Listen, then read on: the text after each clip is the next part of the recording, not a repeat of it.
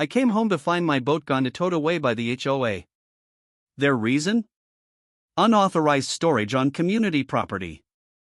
The only problem was, the lake they took it from belonged to me. That's when I decided to teach them a lesson they'd never forget. You know that one neighborhood where everything feels just peaceful? The sound of birds, the shimmer of the lake, neighbors waving while walking their dogs, yeah, that was my life. I bought my house here almost 10 years ago. Back then, this place was my dream. A little slice of calm away from the noise of the city.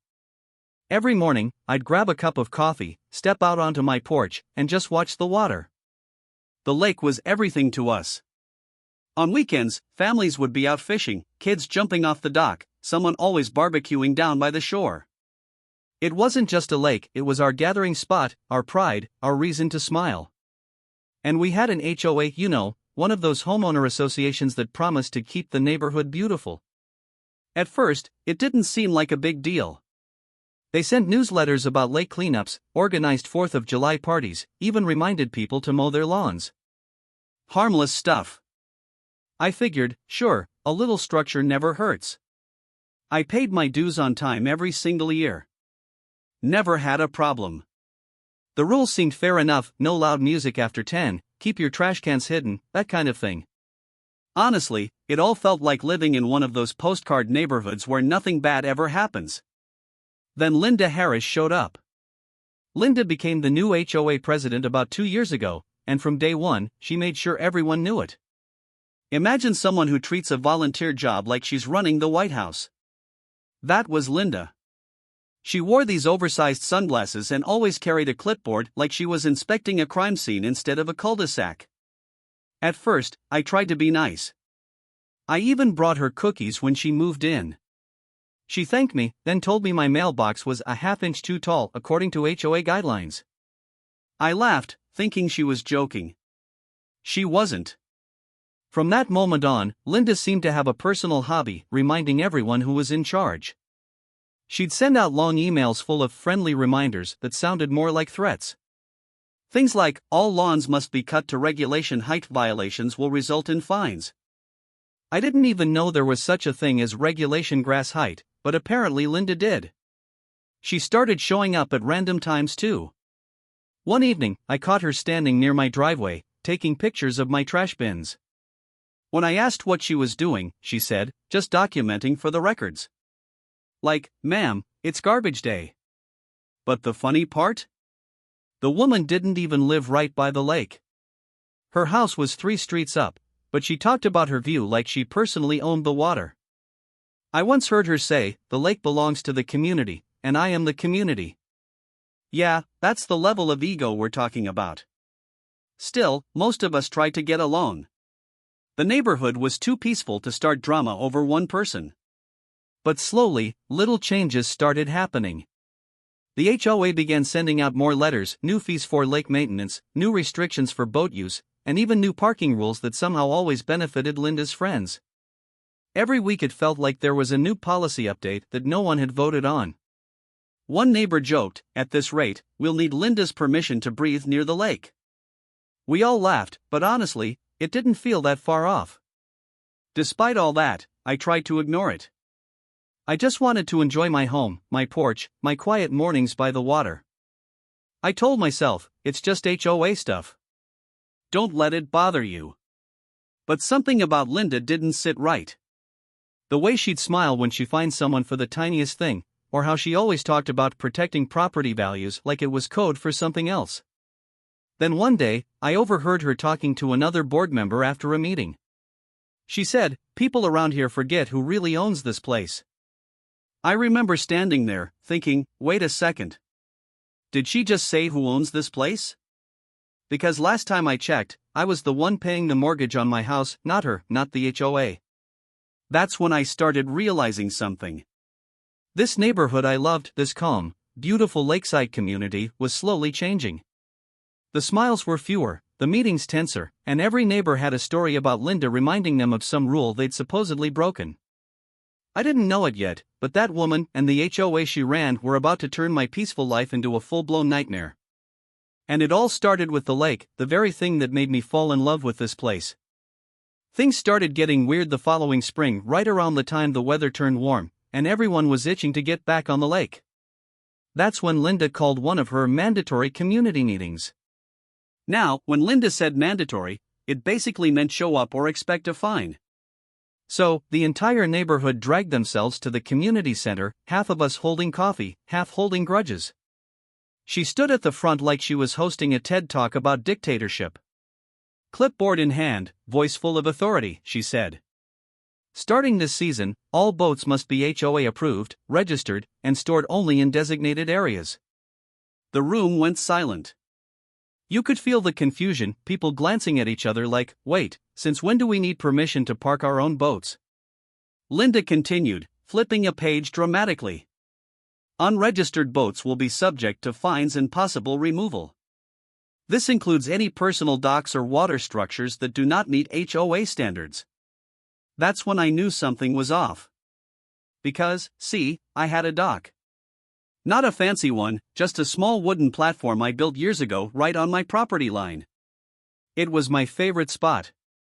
I'd spend early mornings there, coffee in hand, watching the sun rise over the water. My little peace zone. And I'd had my boat parked there for 5 years. Never once had a complaint. The HOA had approved it long before Linda even moved in. So, I figured I had nothing to worry about. Wrong. A week later, I got a letter in the mail stamped with the dreaded HOA logo. It read, "Notice of violation, your dock and boat are not in compliance with current community lake guidelines. Please remove all non-approved structures and vessels within 14 days to avoid penalties." I stared at it for a good minute, thinking it had to be a mistake. My dock was literally on my land. The property line map even showed it clear as day. So, I decided to handle it politely. I wrote a short letter back. "Hi Linda. I believe there's been some confusion. My dock is located entirely within my property line, not community land. Please review the attached property survey and previous HOA approval letter. Thank you." I sent it off, confident it'd be resolved in a day or two. Except, it wasn't. No reply. Not even an acknowledgement.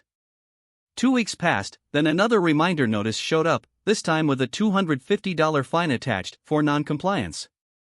That's when I realized this wasn't just a clerical mix-up. I started talking to my neighbors, and turns out, I wasn't the only one. Jim across the street got fined for his old fishing boat. The Parkers were told to repaint their dock a more uniform color. And old Mrs. Jenkins, who's lived here since forever, got a warning about her improperly stored kayak. It didn't take long for the rumor mill to start spinning. Word around the block was that Linda wanted to beautify the lake, which, in HOA language, meant get rid of anything that didn't match her Pinterest board aesthetic. One neighbor whispered, she's trying to clear out older boats so her friends can get the good spots on the dock strip. Another said she was planning to build a community marina that she'd manage herself for a fee, of course. Honestly, I wouldn't have been surprised. I tried giving her the benefit of the doubt, though. Maybe it was just bad communication, maybe she really thought she was helping. But then I saw her walking along the shoreline one morning, clipboard in hand again, writing things down while pointing at my dock. That's when I knew. This was personal. So, I sent another letter, this time a little less friendly. Per my property documents, the dock is on private land. Please cease further notices or harassment regarding this issue. Continued action will be considered a violation of property rights. Still no response. Not even a "we'll review it."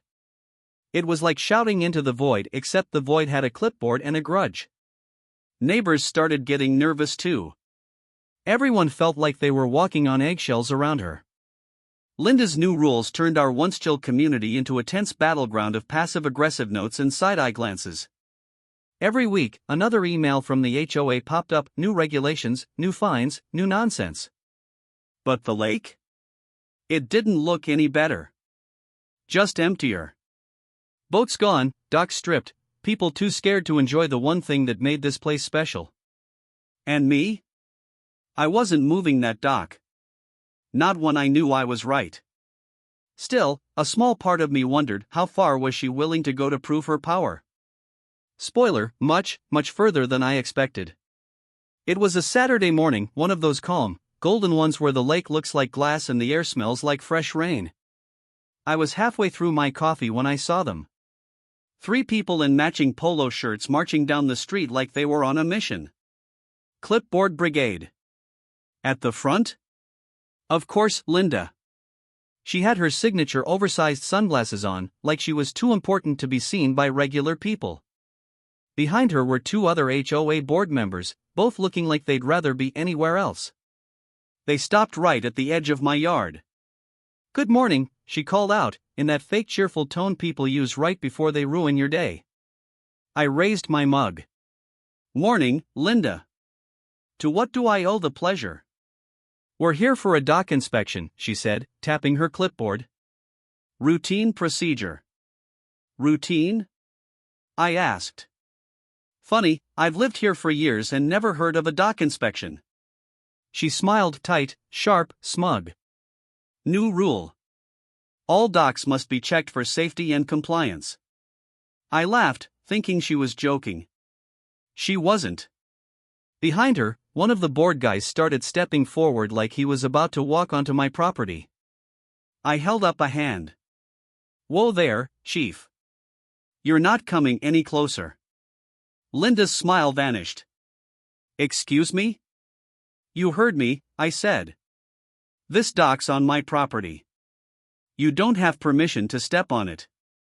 Her voice turned cold. "If it touches the lake, it's HOA property. That includes the dock." I couldn't help it, I actually laughed. "You sure about that?" Her eyes narrowed. "Yes, I'm sure."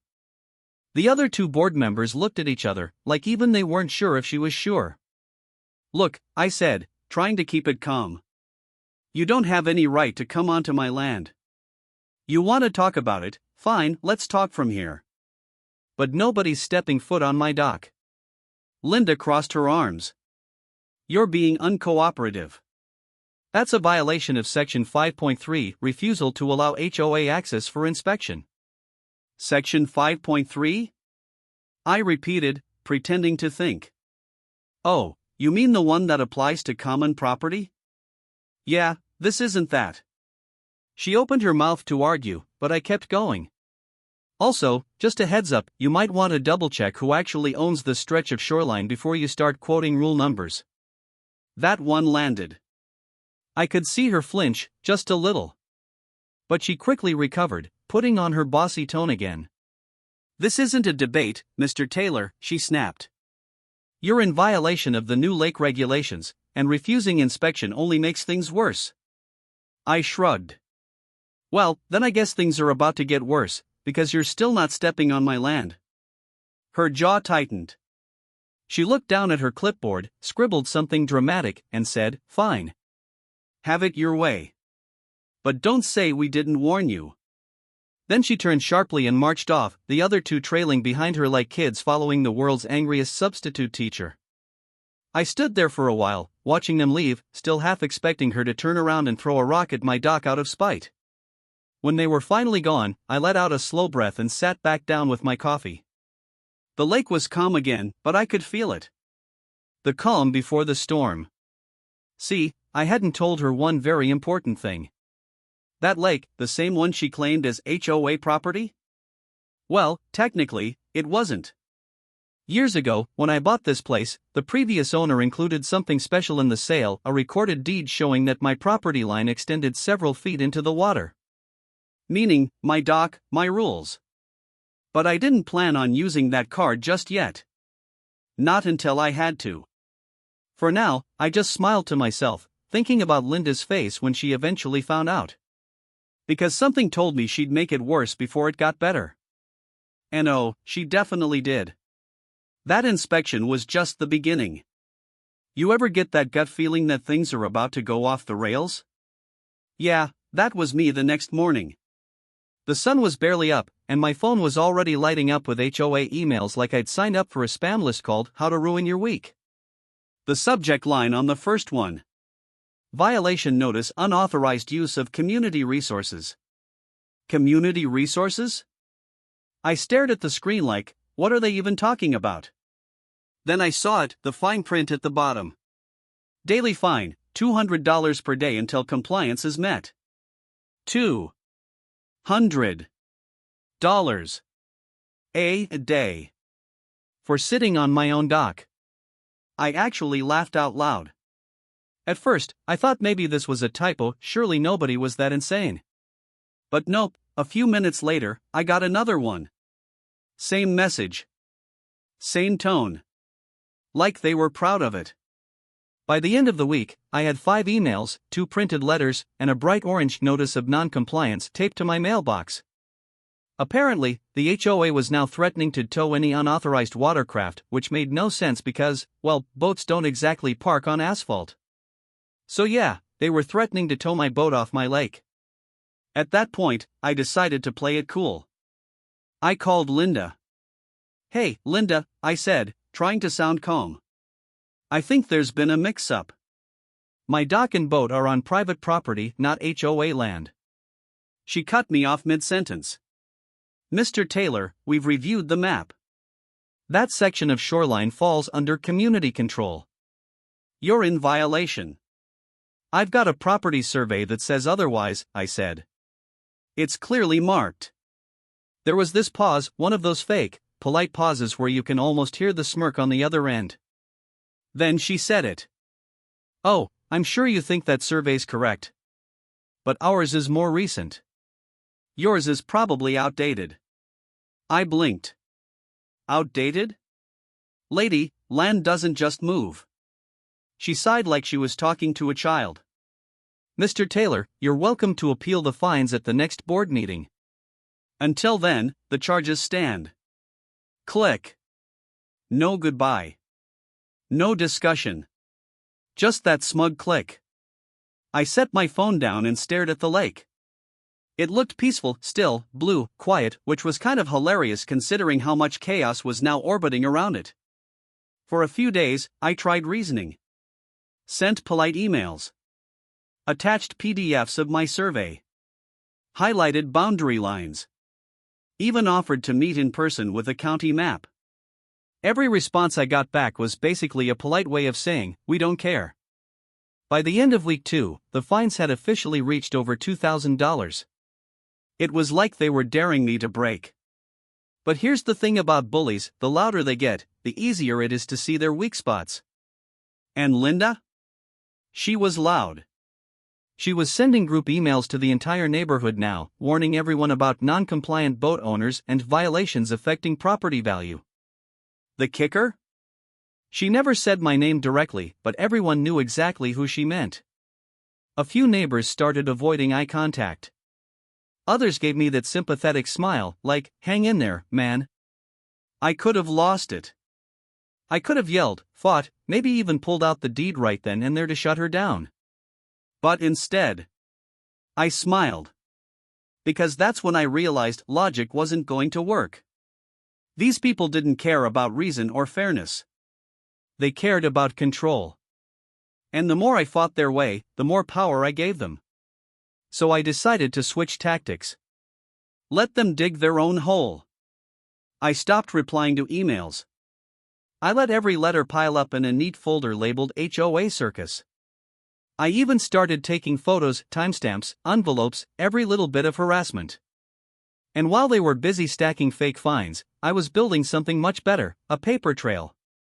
Because when you're dealing with power-hungry people who think they own everything, the best revenge isn't yelling, it's proof. And oh, they were about to hand me plenty of it. They thought they had me trapped. But in reality, I was already setting the bait. You know that peaceful feeling when you get back from a weekend trip, suitcase still in the car, ready to flop on the couch and chill? Yeah, that lasted about 10 seconds for me. I pulled into my driveway, humming some tune, iced coffee in hand, when I noticed something off. The dock. My dock. It looked wrong. From a distance, I could see splintered boards, uneven planks like someone had stomped on it in a rage. And then it hit me. Something was missing. My boat. Gone. For a moment, I actually thought maybe I parked it somewhere else, like I'd somehow misplaced a boat. But no. It was gone.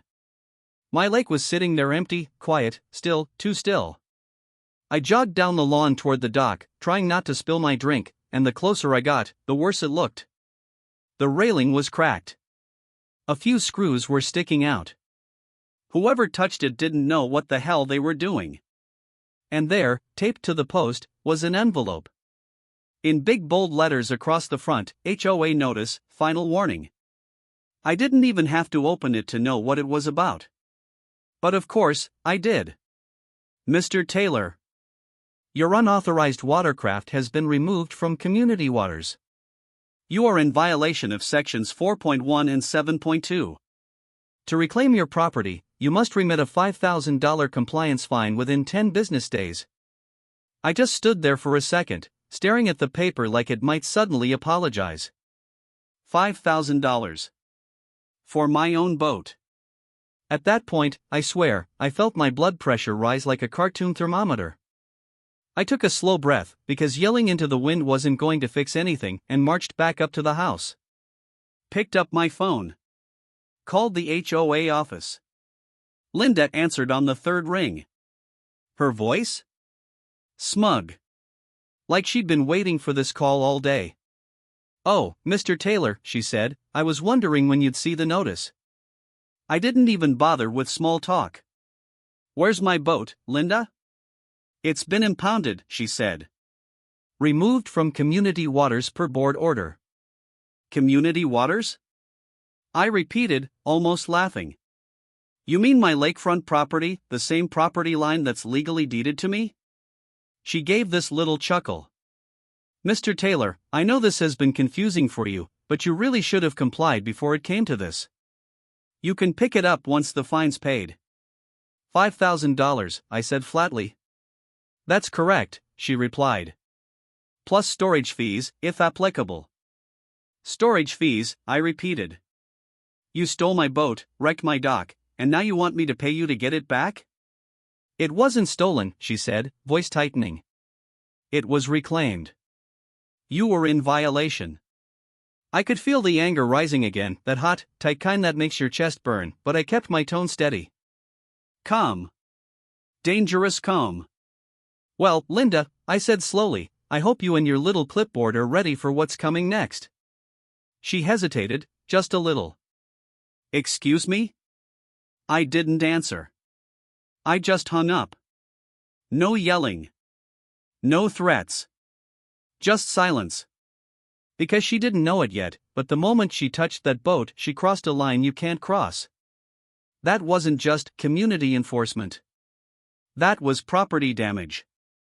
Trespassing. Theft. And I wasn't about to handle this one with polite emails. I opened my laptop, scrolled through my contacts, and found the number I'd been saving for months, just in case this day ever came. "Hey, this is Taylor," I said when the voice on the other end answered. "Yeah, we spoke a while back about an HOA issue." "Well, it's time. They finally did it." The voice on the other end, my lawyer, Ms. Reynolds, didn't even sound surprised. "What happened this time?" "They took my boat," I said, still trying to believe my own words. "Came onto my property, damaged my dock, and towed it. Without a warrant, without notice, nothing." She was silent for a second. Then I heard her exhale sharply. "Okay. They just messed up big time." I could almost hear her gears turning through the phone. "Do you have pictures?" she asked. "Oh, I have everything," I said, already walking back outside with my phone camera on. "Photos, emails, letters, hell, I've got video of their crew pulling up to the lake." "Perfect," she said. "Send it all over. Don't confront them again. I'll handle it." I smiled, watching the sunlight bounce off the now empty lake. It was quiet, calm, almost too peaceful again, like the world was holding its breath before the storm. They thought they could steal from me and get away with it. But what they didn't realize was that by touching my property, they'd just handed me the proof I needed to take them down for good. And this time, I wasn't just fighting back, I was going for the jugular. That night, I didn't sleep. Not because I was angry, I'd moved past that part. Now it was something colder. Calculated. I sat at my kitchen table, surrounded by piles of folders, old property files, and a lukewarm cup of coffee that had gone untouched for hours. The HOA thought they'd taken my boat. What they didn't realize was they'd just handed me the smoking gun I needed to burn their little empire to the ground. See, when I first bought this property years ago, my lawyer, the same one I just called, mentioned something curious about the deed. I hadn't paid it much attention at the time because, honestly, who reads every inch of a 60-page contract when you're just excited to own lakefront property? But I remembered her words clearly now.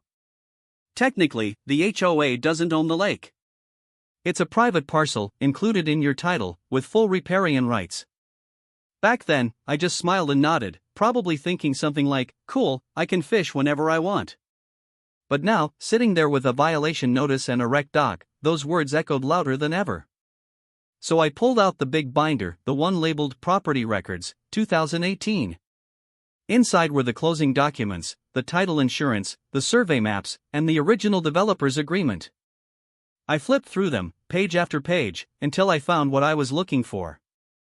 Parcel 14B includes primary residence and associated water rights. Then another line, in the fine print. Lake and surrounding bed owned in perpetuity by deed holder, subject only to county environmental regulations. I read that sentence twice. Then 3 times. And I started to grin. Because there it was, in black and white. The HOA didn't own the lake. They never had. In fact, the original developer, a guy named Richard Coleman, had kept ownership of the lake for himself after selling off the lots around it. Years later, when Coleman retired and sold his remaining assets, he sold the lake parcel to me along with the property. Meaning, not only did I own my land and dock, I owned the lake itself. Every drop of water. Every fish. Every inch of shoreline they were trying to beautify. And by removing my boat, by stepping onto that dock, by issuing fines for unauthorized use, the HOA had just trespassed, vandalized, and stolen from the legal owner of the lake. I couldn't help but laugh, a deep, slow laugh that filled the kitchen. They didn't just mess with the homeowner, I said out loud, staring at the deed in my hands. They messed with the landlord of the lake. I grabbed my phone and started snapping photos, every document, every map, every signature. Then I logged into the county recorder's database just to double-check. There it was again, clear as day. Owner of record, Taylor Properties LLC. Parcel type, private lake, not HOA jurisdiction. I leaned back in my chair and let that sink in. Linda and her crew had built their power on assumptions, on fear and intimidation. They thought community meant control. They thought rules meant ownership. But the truth? They were just tenants living around my lake, and they didn't even know it. And now, they'd made it personal. I looked out the window at the dark water, barely visible under the moonlight. The lake looked calm as silent, but in that stillness, I could feel something shifting. This wasn't just about a boat anymore. It wasn't even about fines or fences or docks. This was about truth. And in a world run by HOA bullies and paper tyrants, truth was the one thing that could shatter their entire illusion of power. I picked up the phone again and called Ms. Reynolds. "It's worse than I thought," I told her. "Oh," she asked. "How bad?" "They've been fining me for using my own lake. And they towed a boat off property they don't even own." There was silence on the line for a moment. Then she said, quietly but firmly, "Then it's not bad. It's perfect." I smiled. "Perfect?" "Oh yes," she said. "Because now we're not just filing a complaint, we're filing a lawsuit. And when I'm done with them, that HOA board won't just lose control of your property, they might lose the entire community." For the first time in weeks, I felt calm. Completely calm. Because now, the playing field had changed. They thought they were policing a lake.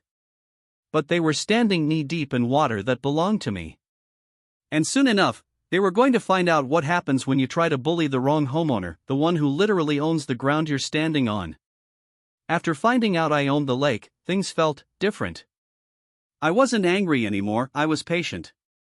Calm. Dangerous, even. While Linda and her crew strutted around like little emperors of suburbia, I was sitting on a gold mine of evidence, every photo, every document, every law they'd broken neatly packed into a folder labeled HOA, their downfall. My lawyer, Ms. Reynolds, loved it. She had that quiet smile that lawyers get when they know they're about to wreck someone's life legally. "We're going to take our time," she said. "Let them think they've won." And that's exactly what we did. For the next couple of weeks, we stayed completely silent. No calls, no replies to letters, no angry posts online. I went about my life like nothing had happened, mowing the lawn, waving at neighbors, sipping coffee by the lake every morning. Except now, when I looked out at that water, it wasn't peaceful anymore. It was a chessboard. Meanwhile, the HOA was busy digging their own grave. They started sending me more letters, each one dumber than the last. One said my boat removal was justified due to environmental concerns. Another accused me of polluting community waters with gasoline leaks. Community waters. I couldn't help but laugh. They still had no clue the lake wasn't theirs. Then came the threats, bold, printed in red ink, like they were trying to make it official. Failure to comply will result in further legal action. Property may be subject to penalties and restrictions.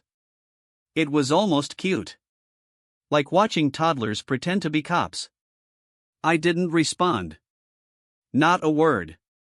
Instead, Ms. Reynolds quietly gathered everything: photos of the damage to my dock, the towing receipt, the emails, and most importantly, the proof that the HOA had trespassed on private property and seized a boat without legal authority.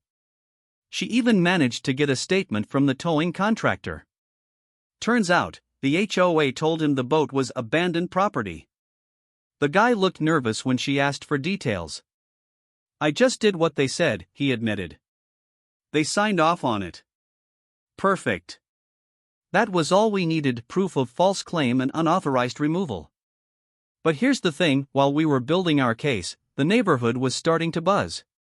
Some people had started whispering. "Did you hear? He's suing the HOA." Others avoided me completely, probably scared Linda would target them next. There were a few who stopped by in quiet support. "Man, I'm with you," one neighbor said in a low voice, looking around like he was buying contraband. "They fined me for having the wrong color mailbox." Another said, "She's been on a power trip since day one. I hope you bring her down." I just smiled. "I'm not bringing her down," I said. "She's doing that all by herself." But I could feel it, tension thick in the air. Half the neighborhood was terrified of crossing the HOA, and the other half was waiting for someone, anyone, to stand up to them. And me? I was just sitting there, sipping coffee on my dock, watching the sunset reflect on my lake, pretending to mind my own business. Linda must have hated that. I could see her from across the water sometimes, hands on her hips, talking to her little posse like a queen without a castle. They'd glare my way, taking photos, jotting notes, probably filing new violations about my grass height or mailbox shine. But I didn't give them the satisfaction of reacting. No yelling. No arguments. Just silence. Because silence makes people nervous. It makes them fill in the blanks with their own fears. And Linda? She was terrified of losing control. I remember telling Ms. Reynolds, "She's going to push harder soon. She can feel the power slipping." She smiled. "Good. Let her. Every move she makes now is evidence." And so we waited, calm, quiet, deliberate. Like fishermen sitting by still water, knowing the storm is coming. See, when you're dealing with power-hungry people, you don't fight them with noise. You let them roar while you build your case brick by brick. Then, when they think you're weak, when they think they've won, that's when you flip the table. So I waited. And every day, as the sun dipped behind my lake, I whispered the same thing to myself. When dealing with people drunk on power, silence is the best bait. The silence finally broke, and when it did, it was beautiful. Ms. Reynolds, my lawyer, had spent weeks crafting the perfect letter. Not emotional, not dramatic, just cold, professional, and devastating. It started simple. To the Lakeside Homeowners Association, effective immediately, you are ordered to cease and desist all enforcement actions against my client regarding the lakefront property. Then it got spicy. Your board has committed multiple violations, including trespassing, property damage, and the unlawful removal of private property. Any further interference will result in criminal charges. And finally, the kill shot. For reference, enclosed you will find a certified copy of the property deed confirming full ownership of the lake and surrounding shoreline by my client. We mailed it to the HOA office, addressed to Linda Harris herself. And then, we waited. It didn't take long. 2 days later, I got a call from my neighbor, half laughing, half whispering. "Dude, Linda's freaking out. She called an emergency board meeting. People are yelling in the clubhouse." I smiled. Oh. Must have been something she read in the mail. Apparently, the moment she saw the deed attached to that letter, she went pale. Because the truth hit her like a brick, the HOA had been enforcing lake rules on land they didn't even own. Every fine, every threat, every so-called inspection, completely illegal. From what I heard, the meeting was chaos. One board member reportedly shouted, "You told us the HOA owned the lake." Another yelled, "Do you realize what this means?" Meanwhile, Linda was trying to talk over everyone, waving papers and shouting, "This can't be right. The lake's always been community property." Spoiler, it wasn't. I wasn't there, of course. I didn't need to be. My lawyer's letter was sitting in the middle of the table doing all the talking for me. By that evening, the HOA sent out a mass email to all homeowners, one of those long, panicked ones full of big words like misunderstanding, reevaluation, and temporary suspension of enforcement. Translation: we messed up, and we're trying not to get sued. Too bad. The lawsuit was already filed. Ms. Reynolds didn't waste time. She filed claims for trespassing, property damage to my dock, theft and unlawful removal of my boat, emotional distress, and a little something called abuse of authority. The county clerk stamped it official, and just like that, the HOA's worst nightmare had a case number. When word spread around the neighborhood, things got awkward. Some of the same people who used to glare at me from across the street were now suddenly friendly again. "Hey, I always thought those new rules were over the top," one guy said while walking his dog. "Good for you, standing up to them," said another. Funny how quickly people switch sides when the tide turns. Linda, though, she didn't take it well. She tried calling me directly. I let it go to voicemail. Her message was pure panic wrapped in fake politeness. "Hi, I think we've had some miscommunication. Perhaps we can discuss this like neighbors and avoid unnecessary escalation?" I didn't call back. Ms. Reynolds did. Her response was short and sweet. "All communication must go through my office." And just like that, the game changed. For the first time, the HOA wasn't the one making threats, they were scrambling to cover their own mistakes. The best part? Every board member now realized that Linda had dragged them all into legal trouble. Even the ones who just went along with it were now listed as co-defendants in the lawsuit. They weren't a board anymore. They were a sinking ship. One neighbor told me that during the next board meeting, half the members didn't even show up. The remaining ones voted to temporarily suspend all HOA lake activities pending legal clarification. In other words, they surrendered. I sat on my porch that evening, coffee in hand, watching the sun dip over my lake, the water calm and golden. And for the first time in months, I felt peace. Not because the fight was over, oh no, it was just getting started, but because the balance had shifted.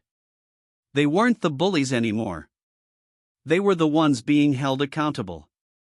As the breeze rippled across the water, I couldn't help but grin. You should have checked the deed before you messed with the guy who owns the lake. Sometimes, silence isn't enough, sometimes, you have to turn on the lights and let everyone see what's been hiding in the dark. After weeks of back and forth with lawyers and HOA letters, I decided it was time to go public. I called up a local news station, one that loved a good HOA gone wild story. The reporter on the other end perked right up when I said, Yeah, the HOA towed my boat off a lake I legally own. There was a long pause. Then she said, "Wait, you own the lake?" "Yep," I replied. "And I've got the paperwork to prove it." By the next morning, there were 2 news vans parked in front of my house, cameras pointed at the lake.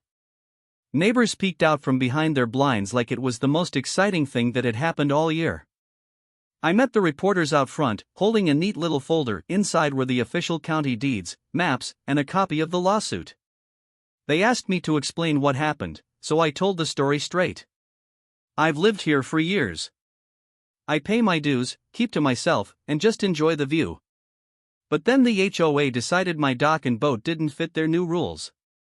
They said if it touched the lake, it belonged to them. So, they towed my boat while I was out of town from a lake I own." The reporter raised an eyebrow. "You own the entire lake?" I smiled. "Every drop of it." The cameras loved that line. A few hours later, word got out, and suddenly, it felt like half the neighborhood was just taking a walk by the lake. Even people who'd avoided me for months now lingered nearby, trying to act casual while listening in. Then, right on cue, Linda showed up. Hair perfect, clipboard in hand, and a fake smile that couldn't hide her panic. She marched straight up to the news crew and said, "You can't film here. This is HOA property." The reporter didn't even flinch. "Actually, ma'am, according to county records, this lake is privately owned by Mr." She turned toward me. "You." I nodded politely. "That's right." Linda's jaw dropped. "That's impossible. It's community property. It's always been community property." The reporter smiled the kind of smile that says I've got the receipts. "Ma'am, we just confirmed ownership with the county records office. It's on file. Would you like to comment?" Linda froze. You could see the exact moment she realized she was cornered. She mumbled something about miscommunication and stormed off while the cameras kept rolling. By evening, the news story aired. Local HOA accused of illegally towing boat from private lake. The footage showed everything, me explaining the situation calmly, Linda shouting in the background, and the county official confirming ownership live on air. That night, my phone blew up. Neighbors were calling, texting, emailing, half of them apologizing for believing the HOA's lies. One message stood out. "You just did what the rest of us were too scared to do, stand up to them." The video spread like wildfire on social media. Comments poured in. "This guy's a legend. HOA power trip gone wrong. Imagine towing a man's boat off his own lake." By the next HOA meeting, 3 board members had resigned. Nobody wanted to be tied to Linda's sinking ship. Even the HOA's lawyer supposedly withdrew from representation. Guess he didn't want his name attached to a viral embarrassment either. Linda, however, refused to back down. She sent out another email to residents claiming the report was biased and that the lake situation remains under legal review. But it was too late. The county's official confirmation had aired live. Everyone knew the truth. One of my favorite moments came a few days later, when I overheard 2 neighbors talking near the mailbox. One said, "You think Linda's still telling people she owns the lake?" The other laughed. "Yeah, maybe in her dreams." For once, the neighborhood felt lighter. People were smiling again, waving, laughing about the chaos instead of whispering in fear. And me? I sat back on my porch, watching the sunset shimmer across my lake, and thought. You wanted to play power games, Linda. You forgot one thing: I make the rules on this water. The HOA's empire had cracked in front of the whole community, and the world was watching. But the best part? The real storm was still coming. You know that saying, revenge is best served cold? Well, mine came wrapped in legal paperwork and delivered by certified mail. After the whole lake fiasco went viral, my lawyer, Mr. Jenkins, called me one morning with a grin I could hear through the phone. Looks like they're ready to settle, he said. Already? I asked. He chuckled.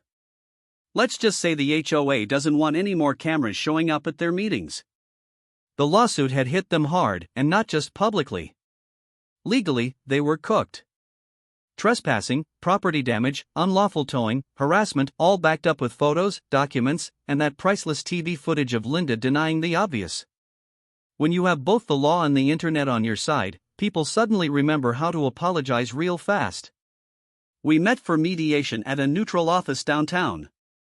The HOA's lawyer looked exhausted, the kind of tired you get when your client keeps lying to you. Linda sat beside him, silent, her once perfect posture now slumped.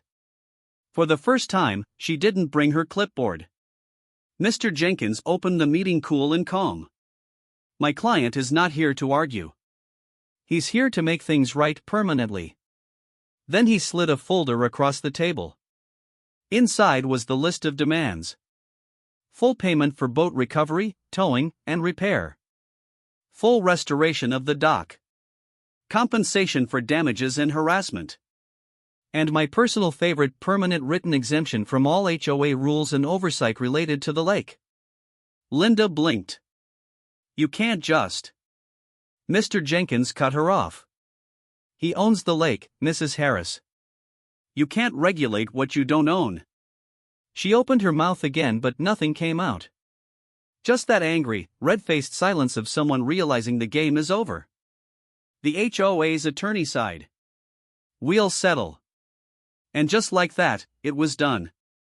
A few weeks later, a check arrived, not a small one either.